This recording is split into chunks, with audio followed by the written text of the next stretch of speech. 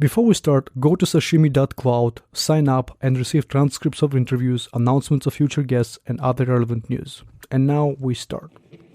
Welcome to Season A of SaaShimi. For this episode, I interviewed Patrick Campbell, founder and CEO of ProfitWell. Patrick is well known in the SaaS community for his expertise in pricing strategies and revenue retention, which are just two of many specialties of ProfitWell.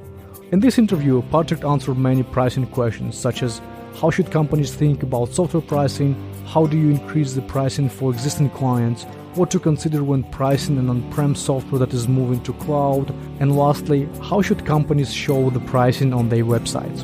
Enjoy. Well, Patrick, thank you very much for being on the podcast. Yeah, loving it. Let's jam on all things and see if we can get some knowledge dropped here. Yeah, obviously we're going to be talking about SaaS pricing here. But before we start, can you please say a few words about yourself and ProfitWell? Where do you start, right?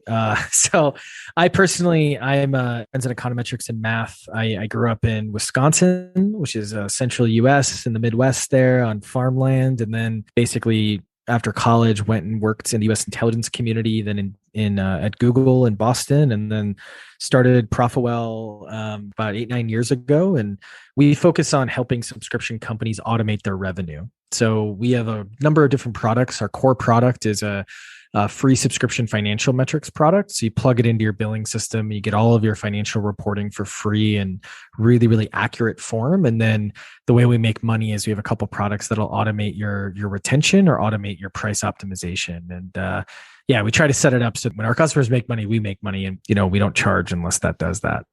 I believe you originally started as a price optimizing service, and then you added additional, right? I think it's retention analysis and all this stuff. Yeah, we started off mainly focused on, so we started off purely as a pricing company, and then we quickly ended up moving into more subscription revenue in general rather than just pricing, just based on the data that we found. In some of your presentations and workshops, you mentioned how important the price optimization as a growth lever for the company.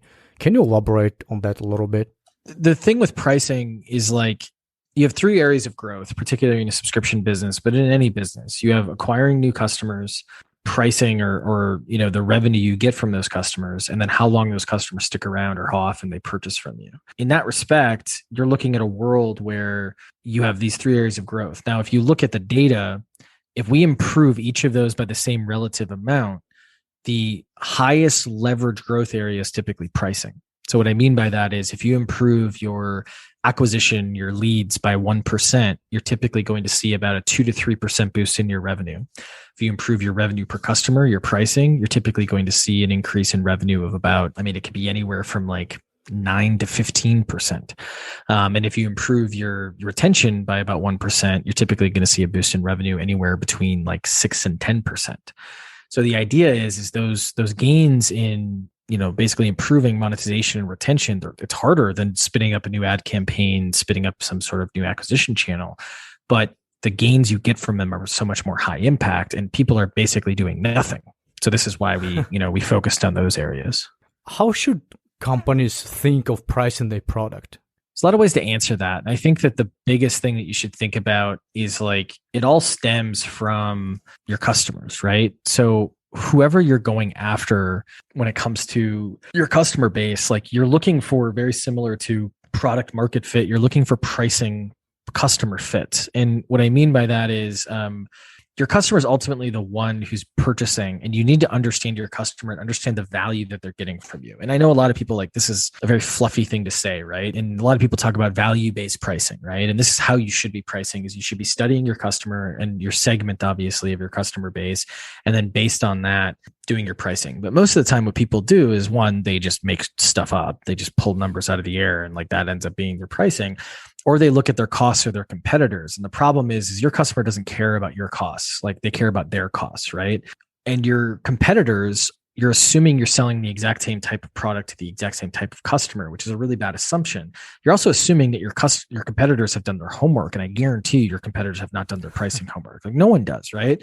So you're just getting bad data. And so the data you want is to go talk to your customers, collect data from your customers around willingness to pay, around relative preference for features, these types of things. and then make your decision. That's ultimately what you want to be going after. And it's not easy, but it's not hard. It's not hard in the sense that it does take effort, and that's why it's not easy. But it is one of those things that like you can figure out price points, you can figure out packaging, you can figure out some of these sorts of things like within weeks if you just like do your homework rather than just like struggling, which is oftentimes what we're going to do anyways. But there's a bunch of tools out there to kind of help you through it, if that makes sense. So is there like a proper way to survey clients on the price they're willing to pay? How open they are about the true quantifiable value of what they're actually willing to pay? Yeah. So the price point is actually not the most important thing to figure out. A lot of people fixate on it because obviously you're like, well, what should I charge for this thing? But in actuality, the number one thing for people to figure out, and even if they're later stage, is how you charge. So your value metric. Right? So am I going to charge per user? Am I going to charge per what's-it, 1,000 what's-its? Like, what is it going to look like? Right? And what I typically find is when you're looking at companies, like they don't spend any time on this because they're just like, oh, let's just do it this way. But this is actually the more powerful lever. And the reason is because your value metric, if you get it right, it bakes growth into how you make money. Meaning as people use more of the metric or get more value from whatever your product is along that metric, what ends up happening is they all of a sudden, start paying you more. So expansion revenue goes up. There's less churn because they might stop using your product as much, but they're not necessarily going to cancel it. So churn is typically much, much lower. And so that's where I would spend most of my time in the early days or even in late days. And when I do that, the best way to do this is basically think about what is the quintessential value of your product. And don't worry about measuring it, but for a retained product, it's how much money we recover for you. For a dating app, it might be finding love, for, some sort of consumer product, it might be joy, right? Don't worry about measuring it first, but like, what is the perfect value? Now, if you can measure it, and most importantly, if your customer agrees to the measurement, then what I would do is that's how you should charge. And this is known as like a pure pricing metric. And we're able to do this with retain, but most companies can't do this. It's about 10% of companies out there. If you can't measure it, like most of us, or you can't measure it and your customer won't agree to it, then you find proxies. So if you take like HubSpot, for example, their perfect metric for their marketing product is the amount of money you make through their marketing suite. Problem is they could measure that, but they wouldn't get me to agree to the measurement because I wrote the blog post. And if I wrote the blog post, how much did HubSpot, do to get that money? How much should I do to get that money? It's hard to like figure that out. So they find proxy. For them, it could be number of contacts that you got in your account, number of visits, number of landing pages, number of posts, a whole host of things. But you find like 5 to 10 proxies. And then normally what I would do is I would go talk qualitatively to like 10 to 15 potential customers or current customers. I'd say, hey, we're trying to figure out how we should charge for our product.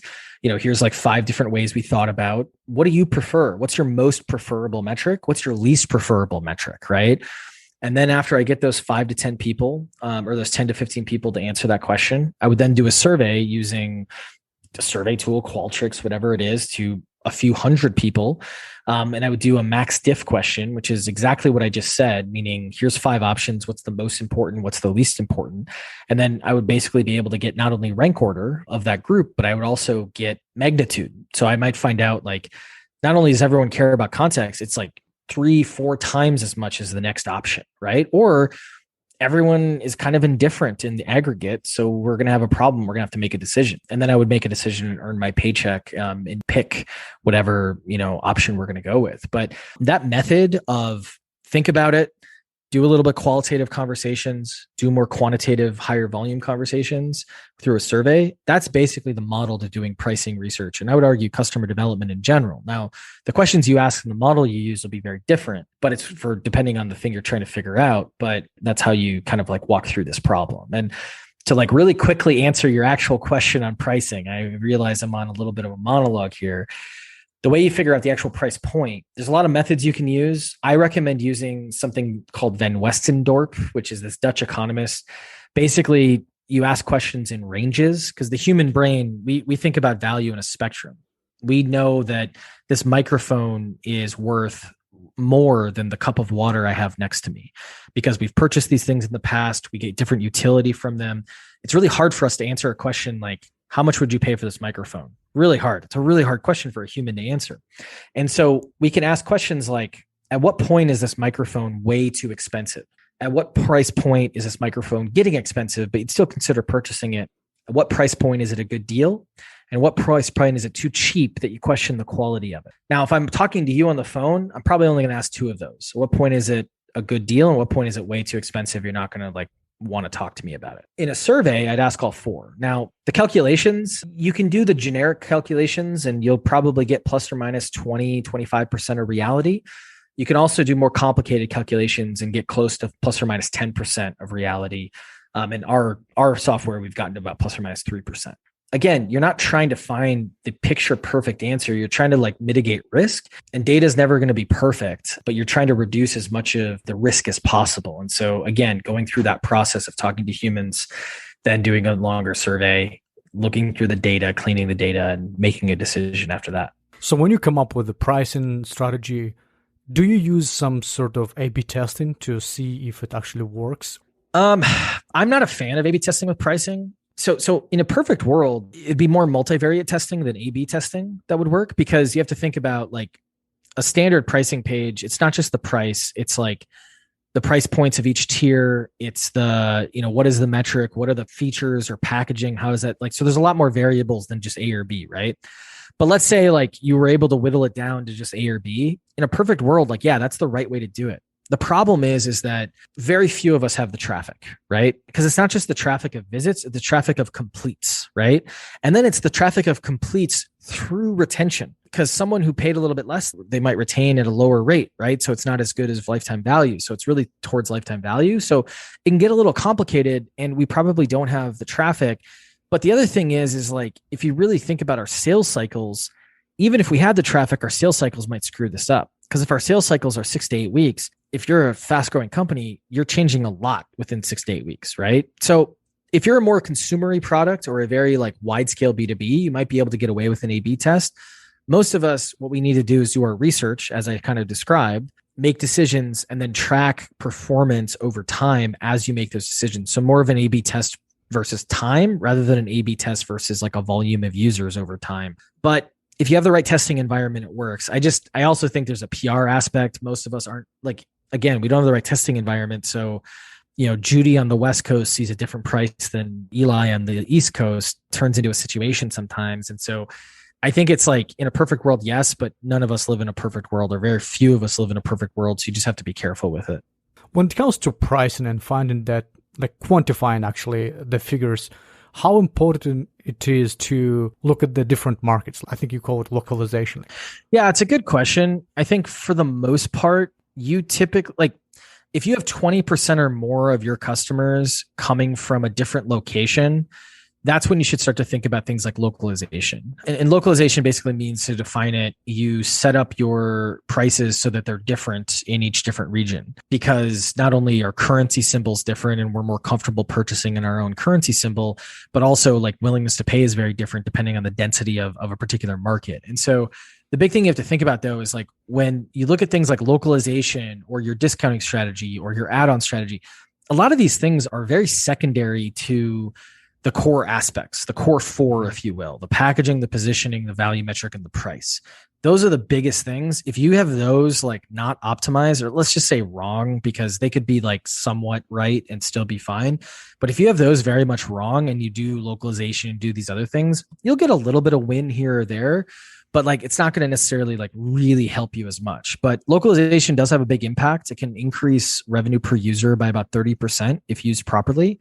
And in addition to that, it's just one of those things that's also a really quick win. So normally if I meet a larger company that just is very bad at their pricing strategy right now, they just don't do anything with it, I normally suggest things like localization as a starter project, because you don't have to change a lot. You're just trying to figure out price points. You got to get your billing system in order, so your infrastructure is in place.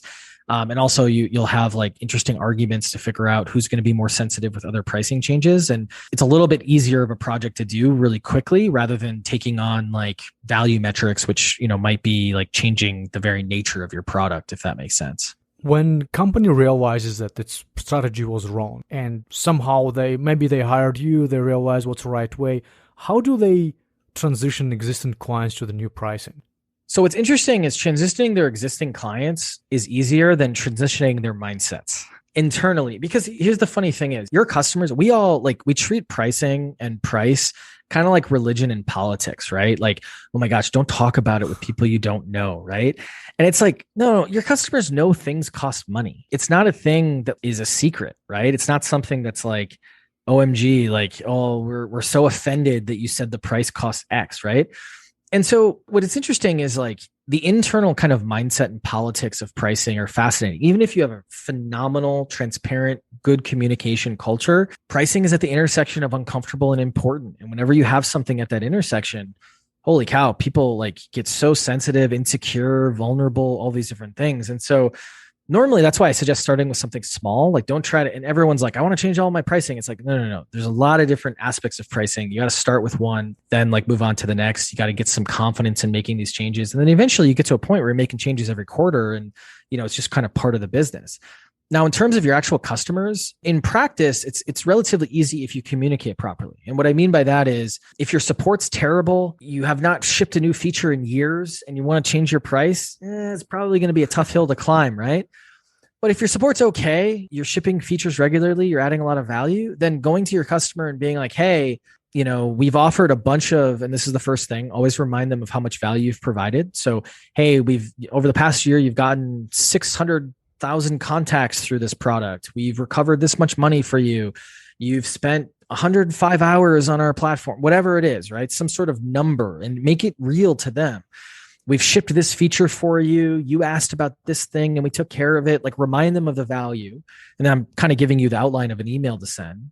Then to say like, hey, in order for us to invest in making ProfitWell better for you, like put it in the context of them, we got to raise prices.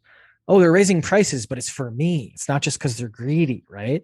And it really is because you want to, hire more engineers. You want to like hire more support people, whatever it is. You need money for that. And that's going to be a little bit of a shock. And so what you then do to kind of deflate some of that information is you go, but because you've been so loyal, and there's better words, I'm kind of paraphrasing, we're going to raise prices on everyone else. Everyone knew they're getting the new price, but because you've been around for 4.5 years, 3 years, 2 years, whatever it is, we're going to give you the next 6 months at the existing price as a reward, right? So all of a sudden there's some reciprocity, like, oh, we're raising your price, but not right away. And we're giving you a reward. And then basically, hey, if you have any questions, let us know. And then the biggest thing is I always like to do a PS, like PS, if this materially impacts your life or your business, depending on your audience, let us know and we'll work something out. And that's for two types of people. It's for one, people that actually are hurting, and they're like, normally people negotiate with you. Oh, I'm sorry. Like we're going through dire straits. I'm getting funding now. And it gives you a great opportunity to be like, don't worry about it. Just contact us later, right? Like, it's a good brand build, or they'll negotiate with you and you'll, meet in the middle or something like that. It's also for people like me. I run a business. I know things cost money, but sometimes I don't want to pay more for things. But if I see that PS after you've reinforced the value, after you've told me everything about the product, I'm going to go, okay. Like, I don't want to cause a stink. I don't want to be a problem customer. I do get value from this product, et cetera. So that's kind of the structure. And then the last thing I'll say is like, this is a reason to make sure you're pricing properly. Anyone who ends up getting a greater than 50% price increase, and use your best judgment, going from $1 to $2 is very different than, $500 to $750 or $1,000 or something like that. Probably should treat those folks a little bit differently. Probably going to give them a call, do things like that. But I think a really big thing is like, the argument then isn't, oh, let's call everyone every 3 years. It's like, no, make sure you're raising your prices at least once a year. Your actual physical price point should be raised once a year, if that makes sense. How would you suggest to raise them based off some sort of metrics? Going back to doing your research, right? So I would figure out like, what's the willingness to pay? And then you might find out that you're underpriced by a factor of 5. I've seen that happen a lot. And then people go, oh, the data's wrong. It's like, no, the data is not wrong. When you set your price 5 years ago and just pulled something out of your butt, that was wrong, right? And now all your customers are anchored, right? Your existing customers. And so in that case, you're probably going to have to either rip the Band-Aid off, as they say, and just raise your prices. That's probably not a good idea unless you absolutely have to. Or you're going to have to raise prices on those customers over 3 years, meaning like each incrementally up. Now, that being said, your new customers should get the new price instantly. So it's just one of those things to think about. Have you dealt with software companies that used to be on-prem, but now trying to transition to SaaS on cloud, or just subscription in general? Have you dealt with those companies, and is the approach different for them?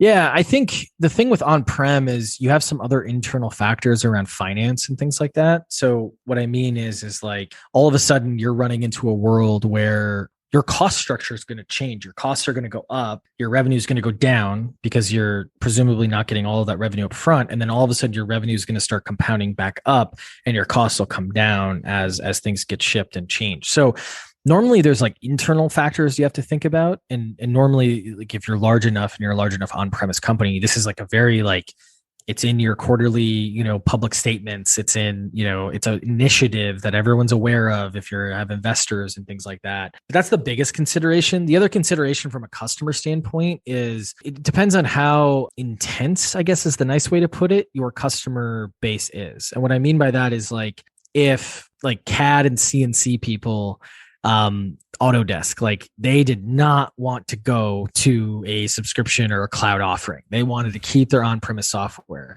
But Adobe, when they switched to cloud, it was a little bit less than that.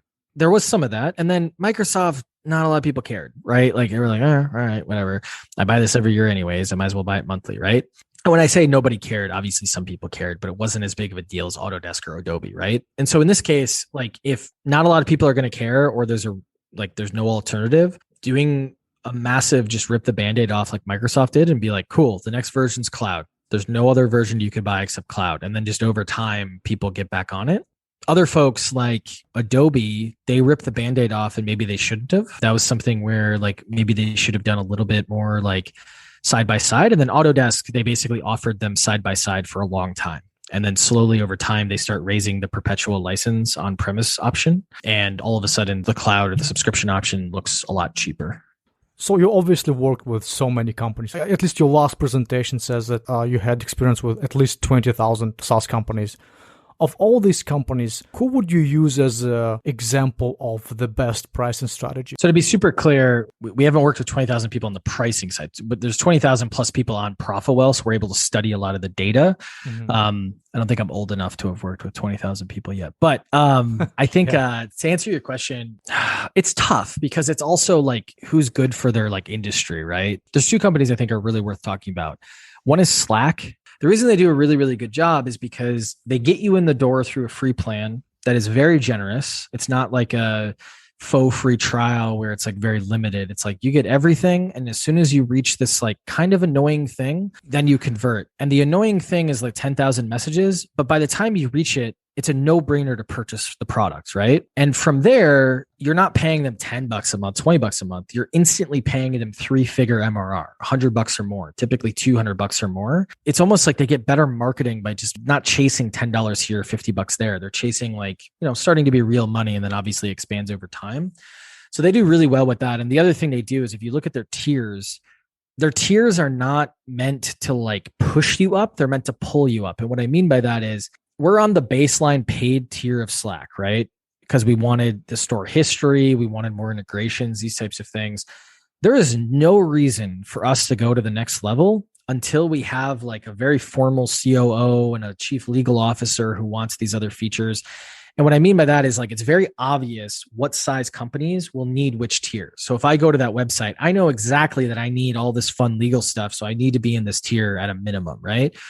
Whereas like a Salesforce, they are like, well, if you want that feature, really, you really need this plan, but that feature is 2 plans up and you got to go to the next feature. Like you can't buy it all. It's like all over the place. It forces you into using only 20% of a particular tier, right? And it's very old school. Salesforce is able to do it just because it's Salesforce still. But over time, I think as HubSpot and some of the other CRMs creep up, they're not going to be able to do that. The other company I think does really, really well is Square. What they've done is basically they have a very commoditized core product in the payments. Mm-hmm. And then they have, I think it's more probably now, but they have 14 different products they can sell you in addition to the commodity. And you might be thinking, oh, it's way too much. Well, you as an individual customer never see all 14.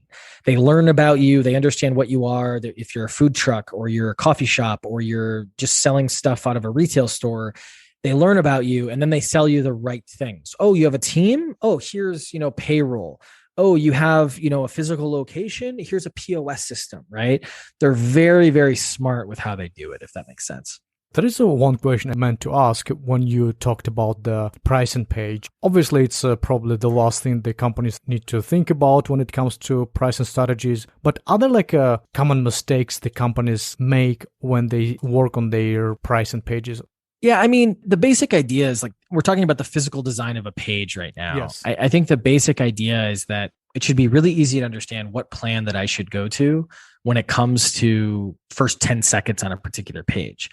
Oftentimes what happens is people make the design of the page very convoluted. They make it all over the place, these types of things. And it just gets really, really tough to figure that out. Now, in addition to that, I think a lot of people end up kind of pushing for the wrong types of things when it comes to their value prop. They don't even understand their positioning or what their value prop should be. So it becomes just another really convoluted page. And I think the last thing is thinking that if you optimize your pricing page, your physical page, somehow it's going to solve your pricing strategy problems.